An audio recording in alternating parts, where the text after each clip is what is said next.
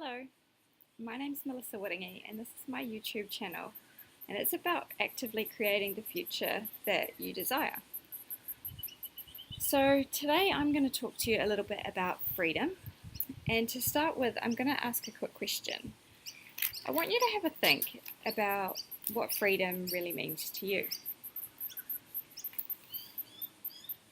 Now, do you have freedom in your life right now? Is that something that you aspire to create for yourself and your family? Well, here's my vision. It's a big vision, but I see happy, relaxed families with parents with enough time to spend quality time every day with their children. As a result, children are a bit more resilient, they're happier and they're relaxed. Now, in my vision, I've also talked about parents working about 15 to 20 hours each so that they can actually enjoy their lives and actually live a little bit. I mean, we're in 2017, we're almost in 2018, and I don't understand why that's not already a reality. I believe that there'll be more balance in the future. People are going to be more educated in things that really matter. So to me, these things are things like poverty, climate change, education, health, things that are really important, and sometimes they get overlooked with some really trivial stuff right now.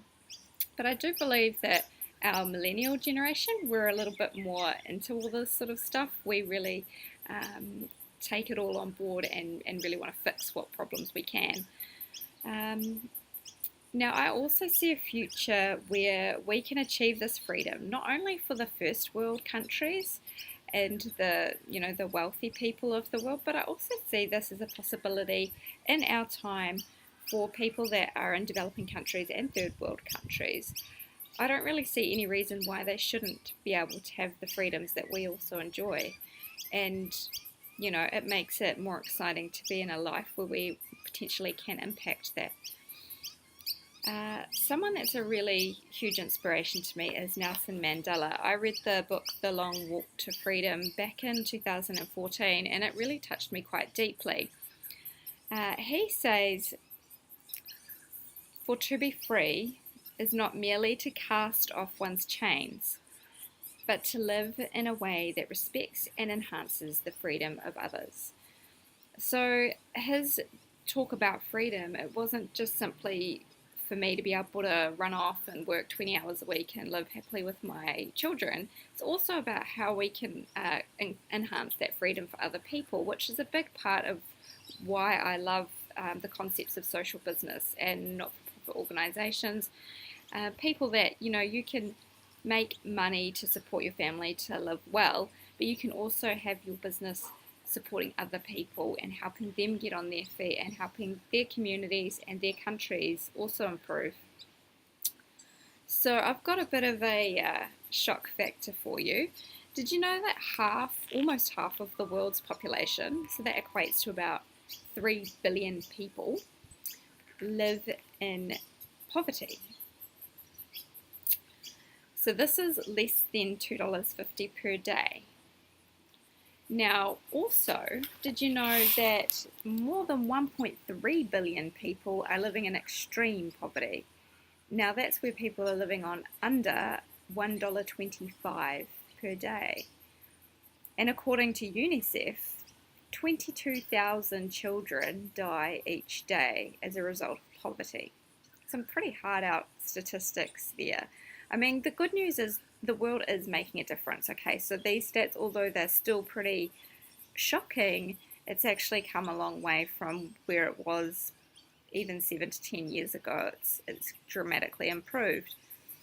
Now, I guess to give a little bit of background about why I even care, the first encounter I had with poverty was in about 1998, and I was only about 13 at the time, and we had gone over to Tijuana and had a pretty cool time there. And on the way crossing back into the US, I saw poverty for the first time.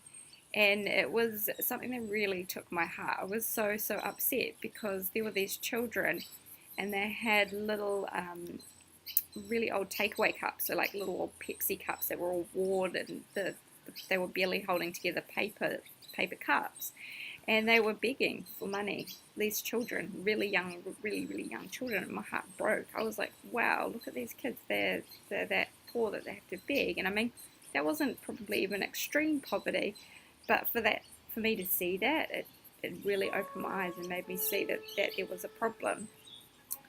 And then I guess for me personally, once I left my difficult situation, I was in a first world term of poverty where I found it really hard to, go shopping and things like that. But I used to always sit there and look at how I found it hard, but then I would always look at other people in, places like Africa and South Africa where it was way worse for them. And I was like, although I'm finding it difficult for me right now, it's nothing on what other people are going through. Like, my problems are minuscule. Some people were struggling to eat during the week.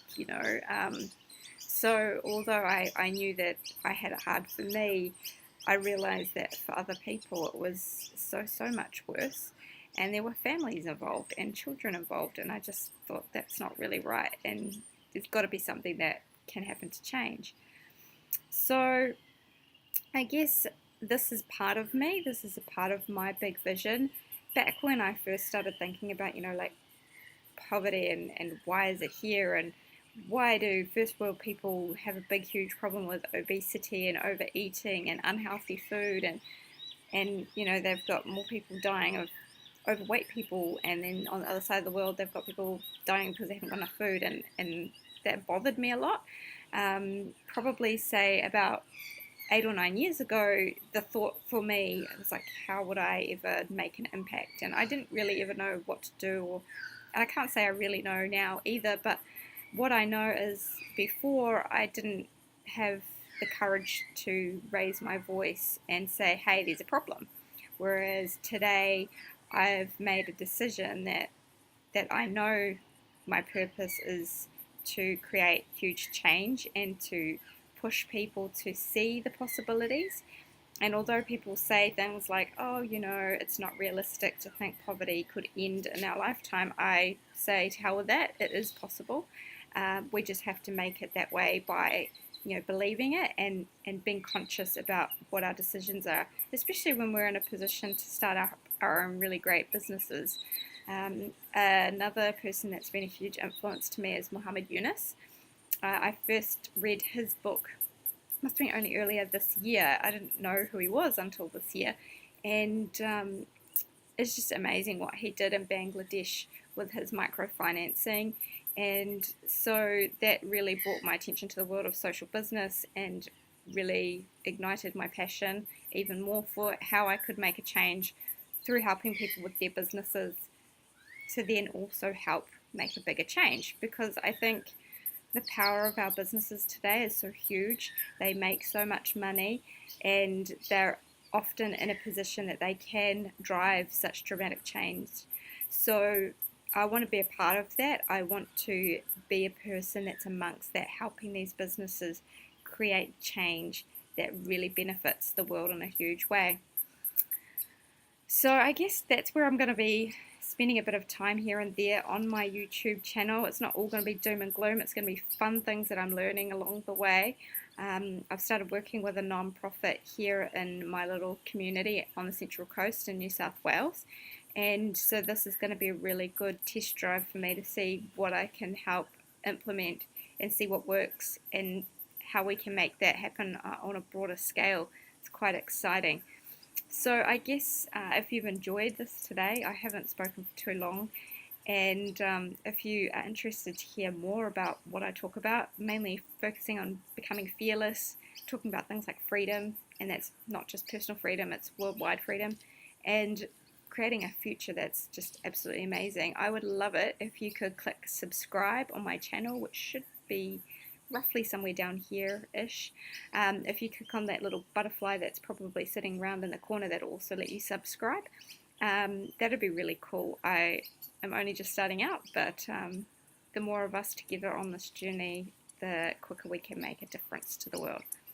Alright, have a great day, and I will talk to you again hopefully next week. I want to say, I promise next week I'm going away to New Zealand for 3 weeks, and I don't know how that's going to pan out with videoing. Fingers crossed it all still happens, even if it's a couple of days late. Thank you so much again for tuning in today. I hope you enjoyed. I'll see you all next time. Bye.